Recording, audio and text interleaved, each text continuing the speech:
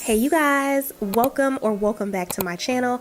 I am Tamika Thompson and I am the owner and resume writer at Thompson Resume Writing Company, and for this video I am going to be talking about a couple of different ways how my career in my 30s is way better than my career in my 20s. So you guys know that I recently shared my 35th birthday vlog where I went up to Lake Geneva for a week, or for like almost a week, and I did like a wine tasting, and I treated myself to a steak dinner, and I did like a bunch of charcuterie board tastings and a bunch of stuff. And during that trip, I found myself just being very reflective of how far I've come in life in general at this point. And just, you know, the things that you think about when you have a birthday. Am I where I want to be? Have I accomplished the things that I want to? Where am I headed next? Like, what new goals do I have? And one thing that I found myself really thinking about was my career and how proud I am of how far I've come in my career. So I also talked about how I was laid off a couple of months ago from my former job, and I did land a new one. And if you are subscribed to my email newsletter, then you know I talked about this, that this current role that I'm in is a step up for me. So I'm officially a senior manager. I am one step closer to becoming a marketing director, which has always been one of my top career goals of all time. And yeah, I'm just really proud of myself. Like, the road here has not been easy. And I remember in my 20s just thinking to myself, like, man, I hope that all of this shit, excuse my French, that I am going through is going to be worth it. And now that I'm at that mid 30 mark, I'm starting to have like those conversations with myself in as far as like looking back into the past and just thinking on some stuff. So I feel like when you are in your 20s, everything can be so chaotic and so fast changing, and you just don't know where you're going and what you're doing and if you're gonna get to where you really want to be, and you're just figuring it out. And I remember in my 20s just feeling so much angst and anxiety, and I was so impatient. And now being on the other side, or being on a different side, just looking back and being like, wow, my 30s are way better in so many different ways, but especially when it comes to my career. And I wanted to share some ways of how my 30s how my career in my 30s is a gazillion times better than it was in my 20s. So if you are someone who is in your 30s and you can relate, or if you are in your 20s and you're just wondering, hey, is any of this going to be worth it at some point? I just wanted to go ahead and share that with you. So let's go ahead and get into this video.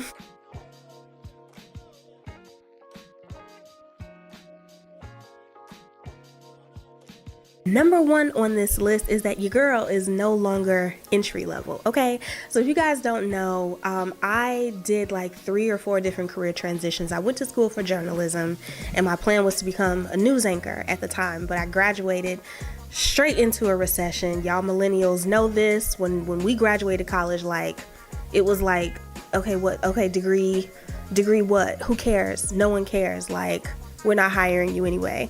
And so I ended up pivoting into customer service. And after customer service, I pivoted into like account management. So I kind of bounced around a little bit just trying to find my way. And I took a bunch of entry-level roles, and all of my entry-level positions at the time were paying from like $35,000 to $50,000. And I was just trying to get my bearings. And with doing so many career changes, I remember, like, you know, just trying to gain those entry-level skills, wanting to move up, but then realizing that I didn't like where I was, and I didn't like what I was doing, and I didn't really see a future in it.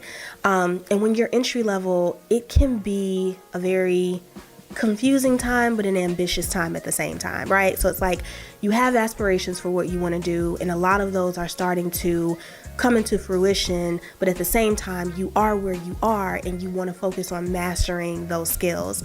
But now being mid-senior level, almost, I don't want to say I guess almost executive, because I guess a director would be considered an executive role. Being here now is like, I don't ever want to go back to entry level. I don't want to do no more career pivots. I really hope that I don't have to. When I pivoted into marketing, it was my 4th career change. And I told myself when I made the change that this was it. We're going to grow from here. We're going to go from here. And I started out in marketing, entry level, being very,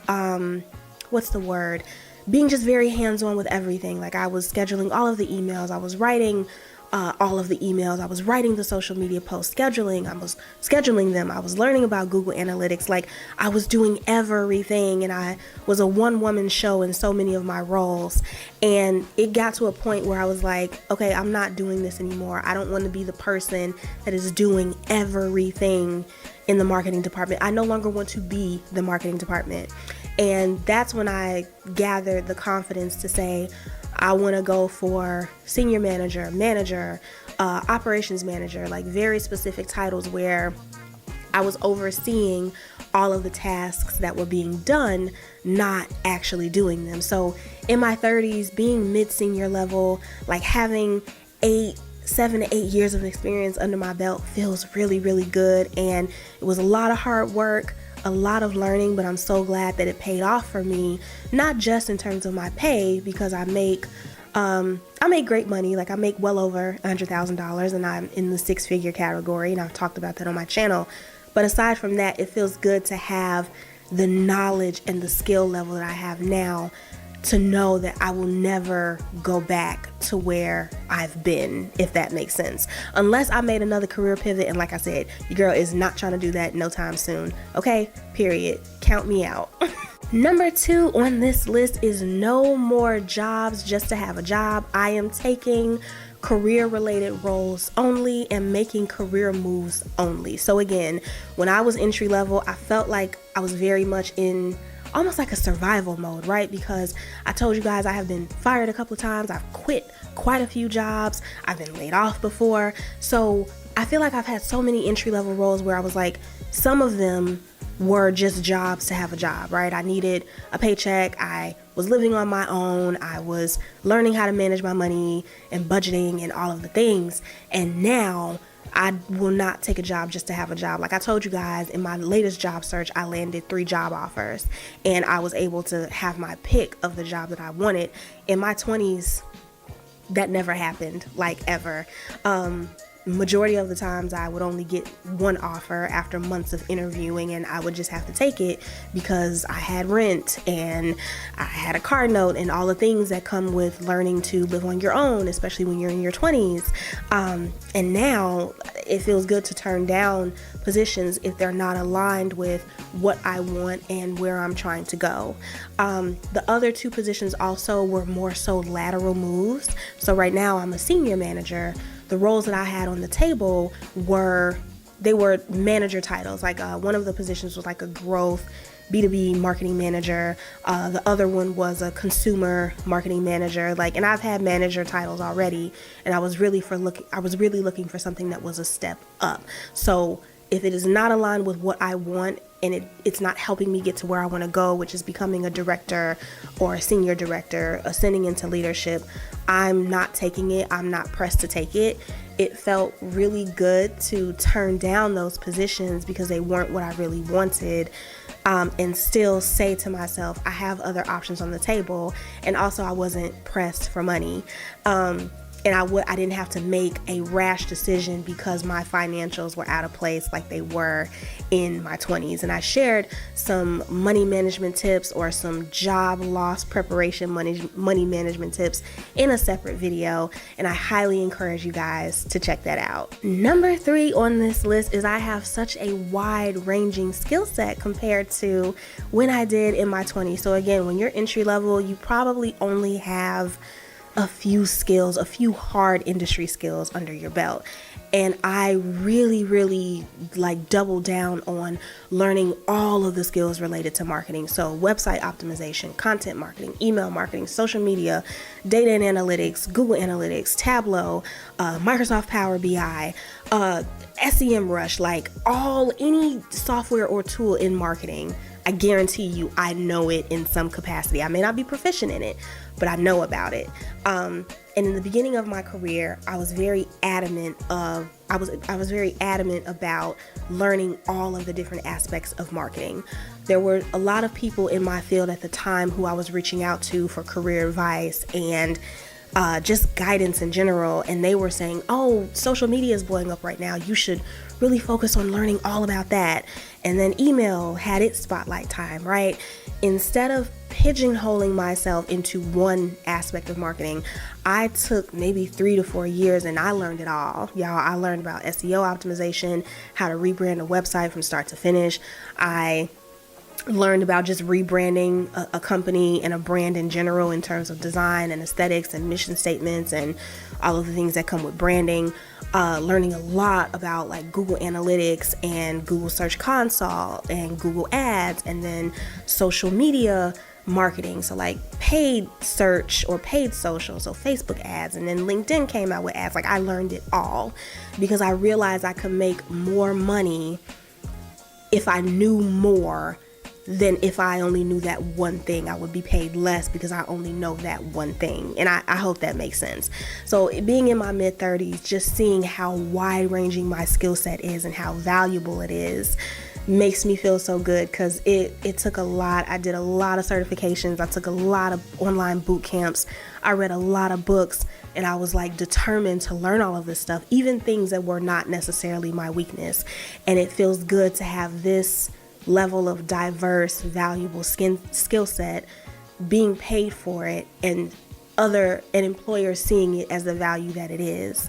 One thing that was communicated to me when I landed my current job, one thing that they said stuck out to them about me was the fact that I knew all aspects of marketing already, versus someone who may come into my current position and know a lot about SEO but not that much about content, or a lot about SEO and social but not too much about email or data. Like, y'all, I know it all across the board, and that is exactly why I was able to request and get the salary that I have now. And that feels, like I said, just incredibly good. There comes a point in your career, and for me, I guess it's right now, where you just realize how much you have learned and how much you have really dedicated yourself to your craft and learning and really just like studying and digging into everything about what you do. And seeing that come full circle has been really cool. Number 4 on this list, y'all, I negotiate every single salary that I get, period. Okay, I've talked about this in another video that I shared to my channel about how by the time I realized I was underpaid in my field, I had missed out on like tens of thousands of dollars. Like, no joke. I would take a salary just to take the salary, again, because I had bills and I was starting to live by myself. It was my first time living on my own, and I was trying to figure out that ratio between spending less than what you bring in, and your rent should only be 30% of your take-home pay and all of that, right? And so when I would lose a job, especially if I had gotten fired or if I had gotten laid off, I would just take whatever was next, and I never negotiated it. I never countered. I never did any of that. That was 22, 23, 24-year-old Tamika. And since in my 30s, I have never not negotiated a salary. In my last job, I negotiated, and in my current one, I did too. Even if it's just a couple $1,000s, I have always pushed for more. And that takes a lot. I think on top of being pressed money-wise in the past when I lost a job to just take whatever they gave me, I also just didn't feel like I had the confidence. If I can say it, and I feel like I can say it, my channel is a safe space. I was young, Black, I was a woman. I didn't see a lot of me in my field back then. I'm just be real with you. Diversity in marketing, it's definitely a thing. And once I started really getting into it, I saw it.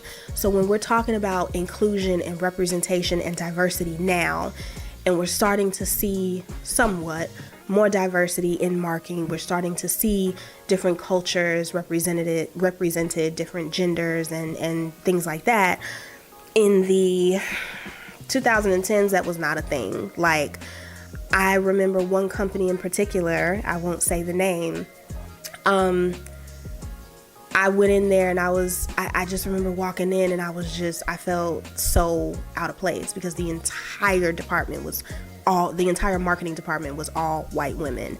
So I think that had something to do with it. And I think at the time, just not really knowing the value of myself and what it is that I knew how to do, and what I could bring to the table in terms of marketing. I was incredibly creative and very open-minded, and I had a lot of ideas. But I didn't have the confidence to really ask for what I felt like I should be making or to push back on the salary that they was giving me. But now, no, you girl ain't got that problem. Okay, we negotiate every single thing that comes my way, whether it is a speaking engagement or a feature. Like I had somebody who wanted me to appear on their YouTube channel, and the old Tamika would have just been like, yeah, I'll do the live stream with you. It's no problem. Now it's like, okay, let me go ahead and send you over my rates or my proposal. And if this doesn't work for you, let's come up with a number that works for the both of us. So negotiating not just my salary, but in business as well has been such a game changer. And I love that I am here at this point. And again, I've been doing this since my early 30s. So for the past couple of years, it just feels good to go to bat for myself and push back to get what it is that I know that I deserve. Next on this list is a little bit of a piggyback off of the last point, and that is I know my worth. I know how powerful, how valuable, how impactful I am. I know the change that I can bring. I understand and I know my brand. My marketing brand is to always go in and make a company's marketing better, period. Whether it's website users, revenue, traffic, sessions, email lists, growing, sales, like whatever it is, I know for a fact I can come in and make it better. I've walked into all types of situations and I've come out on top. So now, knowing that I know how to do that, and again, that I know my shit, like I'm so well-rounded and I'm so knowledgeable and I'm so in-depth about everything that I know how to do, your girl knows her worth, okay? Like I said, with this current position, I negotiated more and I gave a very strong reason as to why I deserved an elevated amount, and it was cleared. And I was so proud of myself for saying to myself, like, no girl, you are coming in with this, and this. They need this, and this.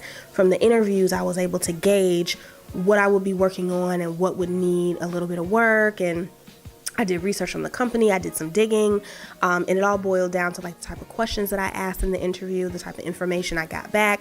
And I was like, no, I'm coming in and I'm going to fix this. I'm going to work on this. I'm going to make this better. And as a result, I was able to go for the goal, as I like to say, and get what I truly deserve to make for what it is that I have to offer. In my 20s, again, I didn't know my worth. I didn't think I had any worth. I thought $45,000, $47,000, $50,000 was as good as it got. I would never dream in a million years I would be making what I'm making now.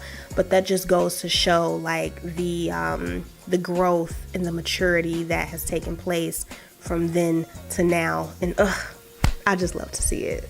And last on this list is that I am not afraid to walk away and or like speak up. So again, in another video that I shared to my channel, I talked about how like I really struggled with like advocating for myself and speaking up for myself and walking away, leaving toxic jobs, saying this is not okay. You will not talk to me like this. You will not treat me like this. I don't accept this. This is not up to my standards. Like now, I will be very clear, sometimes brutally so, because I can be a little harsh, or so I've heard, whatever, to each his own. But I am not afraid to speak up for myself and say what is on my mind, what I dislike, what is not good enough. Again, going back to those other job offers that I received, one of those offers in particular, I just remember visiting the corporate headquarters for the final round interview and walking in the door like, what is this? Like, this is your headquarters? Like, and I know that sounds so silly, right? But for me, I don't know what it is. I'm really big on nice, polished, aesthetically pleasing, professional work environments. I feel like that should be a standard, right? If this is a professional company and you're hiring me as a professional to come on board and do the marketing, your office should be, it should be nice. And I just remember thinking, this is not good enough. Also, the salary was low, and I wasn't shy about it, and the company didn't want to budge on the salary they were giving me. They were giving me like $7,000 less than what I wanted, and I was like, that's not it. And what else? There was another red flag with them. Oh, that's what it was. The vice president, the vice president of marketing, who I met with in the final round, she was rude, number one, and she was very what's the word I would use? She was very pushy, and I didn't like it. She cut me off several times too, and I didn't like it. And I was like, you know what? This is not for me. So when they gave me the offer, in addition to not being willing to budge, seeing who my higher up was and who I would be working with and how that person was, I wasn't afraid to say, no, I'm not interested. Thanks, but no thanks. You can find someone else to take this because it is not going to be me. And I love that, because the old me in my 20s, the 20-year-old me probably would have took that job. Some job is better than no job, and I would have put up with the VP and her rudeness and her curtness and just how I can't think of anything on the spot, but she was just so and I was like, nah, I've dealt with this before. I know what it looks like. I'm not interested in ever going back to it or dealing with it again. I'll pass on this. And again, that felt good, to be at a place in my 30s where I have a choice in what I take and what I take on and what I deal with.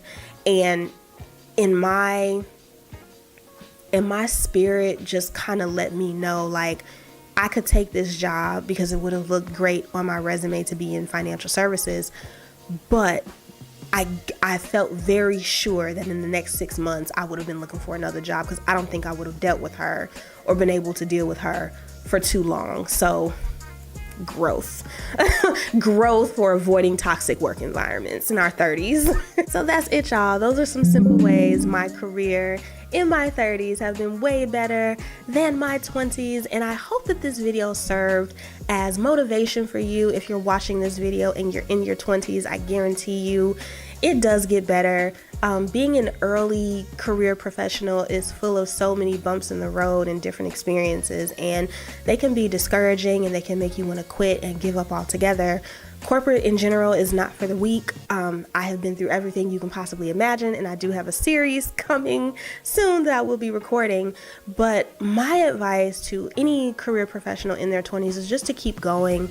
Don't be afraid to burn bridges. Don't be afraid to make mistakes. Don't be afraid to leave, to jump, to pivot, to try new things. That's one thing that I am proud of in my 20s, is like I bounced around quite a bit. I was trying to find my way, but when I found it, I like zoned in on it. And I'm so glad that I did all of that pivoting and changing then versus now, because I mean, money wise, it just is better for me to just be a little bit more stable in my career right now.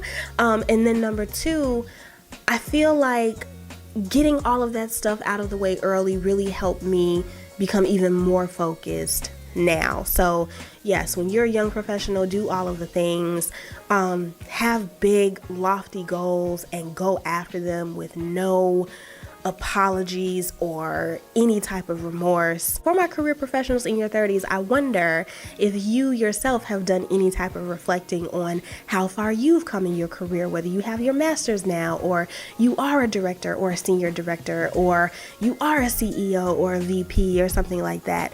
Think back to those earlier days in your career and think about all the things that you've overcome, and feel free to share that in the comment box down below. I really hope that you guys enjoyed watching this video. A little bit of reflection, a little bit of a chit chat.